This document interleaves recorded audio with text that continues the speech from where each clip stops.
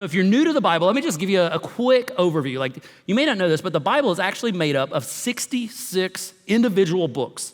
These individual books are written in 3 different languages across 3 different continents by a total of 40 different authors over the course of 1,600 years. But here's what's amazing about this. Think about this, 66 books, 3 continents, 3 languages, 40 authors, 1,600 years, all leading to one unified message that points towards Jesus. One message that points towards Jesus. So here's how this thing lays out. So you start with the Old Testament. The Old Testament lays the foundation for us to encounter Jesus. So the foundation, the starting of the Old Testament goes from Genesis all the way through Esther. Genesis all the way through Esther. And this is where we get introduced to God's radical pursuit of a relationship with us. But this is where we get introduced to the effects of us messing things up and us being selfish, and it lays the foundation of God chasing after us, of our need for him. It's often said that the first part here is called the Torah or the law, and then this part is called the history books, the history of how that got lived out. It's just an incredible foundation. Then after the history books, we get introduced to the poetry books. In the poetry books, this is where it goes from Job all the way to Song of Solomon. It is Job, not Job, just to save you an awkward moment later. But what I love about these books is these books are these honest pouring out, these raw feelings where people are sharing their desires, their hopes, their fears. These are the diaries that happen in here. So if this is someone's biography, this is their diary of what happened during that time. And so as you read through these poems, it's about the people you read in the history books. If you are an artist, or if you're trying to get more in touch with your emotions, these books are gold. Then we move to the second shelf. And in the second shelf, this is where we get introduced to the prophets. These are the preachers from Isaiah all the way to Malachi. And these are the guys who are delivering sermons, these pleadings for people to turn back to God, to turn away from hurtful behaviors, back to God, warning us about our consequences of our selfishness and our pride. And they may sound harsh at times, but when you realize these guys are preaching sermons that you read about here, you realize that these guys are speaking into some crazy moments. And sometimes crazy moments needs crazy language to get people's attention. These guys are preaching into the history that we read up here. And I had a friend who's a cop, and my cop friend once said that he's got his family words and he's got his work words, but sometimes his family words simply won't work at work. And this section is where they are saying, man, they are just pleading for people to remember God's faithfulness, his forgiveness, while also saying there's consequences to the weight of our choices.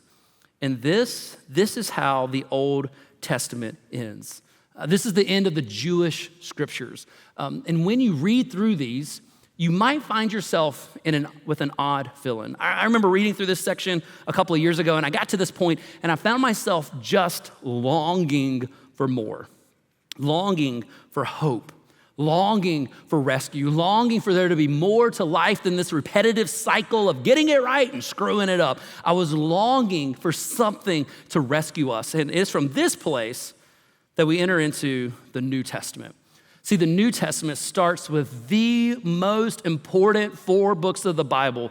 The 4 books of the Bible, if these 4 books did not exist, we have no Bible, we have no faith. The books that matter the most are the Gospels. Gospel means the good news. And Matthew, Mark, Luke, and John, these guys give us these expert accounts of Jesus's life, this biography of Jesus's life, his teachings, of his ways, of the hope that he offers, this new life that he brings, of his life, death, and most importantly, his resurrection.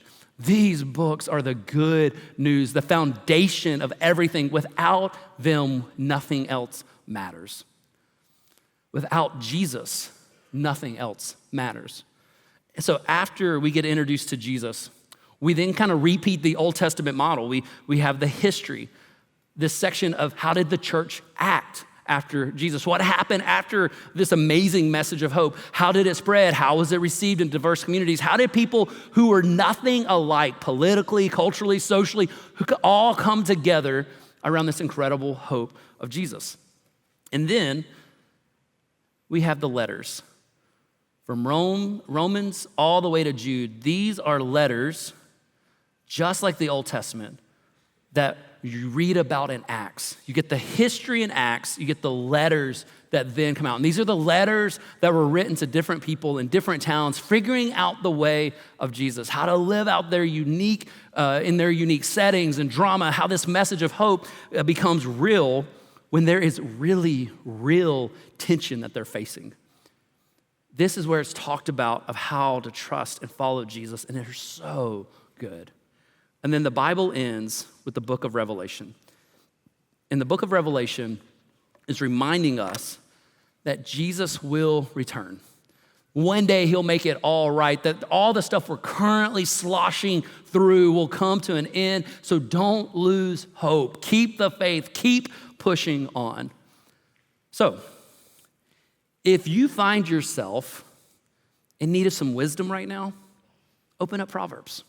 If needing to express your emotions or fear, turn to Psalms. If you need to be reminded that you haven't screwed up too much, read all the history books in the Old Testament. So if you're feeling skeptical, needing a reminder of who Jesus is and why does he even matter, the Gospel of John, oh man, every one of us should be reading the Gospel of John. Wondering how the gospel actually plays out in our life, what it does for us, got to read the book of Romans. If you're asking who does God say that I am, got to read Ephesians. If you need to know how to treat each other, especially people who are different than you, Corinthians. Both of those books are incredible. If you're a young leader, read Timothy. If you're about to get married, read Song of Solomon. You'll thank me later.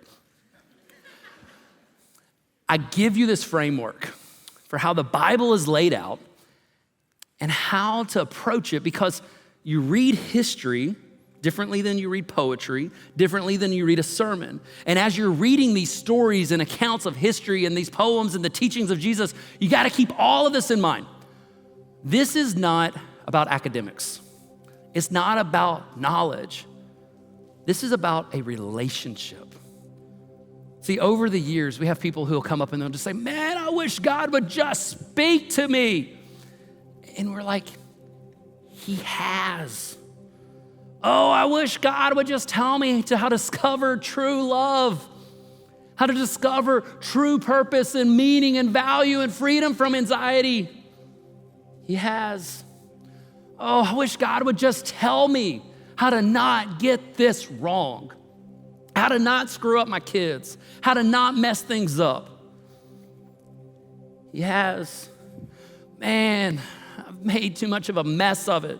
Surely I'm trash. Surely I should just be thrown away. Am I worth anything? Am I worth correcting?